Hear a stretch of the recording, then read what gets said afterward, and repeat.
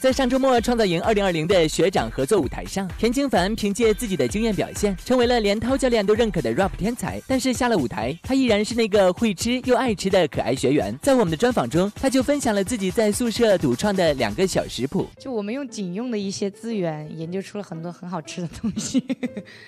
就我们有那种全麦的面包，就只能是全麦的，然后我们有微波炉，就把它放进微波炉里面烤一下就变脆了，然后蘸那个纯正小蛮腰吃。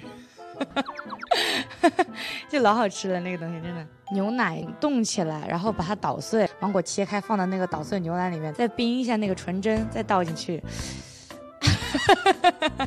那感觉绝了，就跟外面那种奶茶店卖那种一样。作为学员中最爱笑的开心果，田径凡在专访里就对着我们展示了好多次超具感染力的笑声，谁听了都得跟着哈哈哈。公司很多前辈都说咪咪啊热巴呀，都有给你加油打气嘛。那你自己有看到吗？他们给你加油打气？没有手机看不到，还想套我话。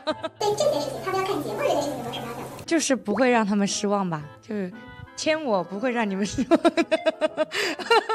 那现在有没有对自己的哪一刻表现，其实他觉得要给自己点个赞的？没有哪一刻，我觉得每一刻都挺好的。自信的女孩最美丽。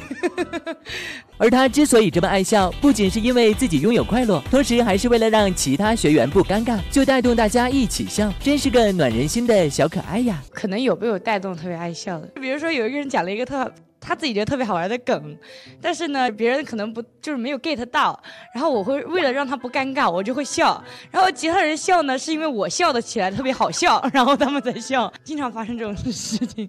希望这位可爱妹妹能在台下继续这么快乐大笑，然后在台上更加自信的表演，让大家一起感受她的开心暴风吧。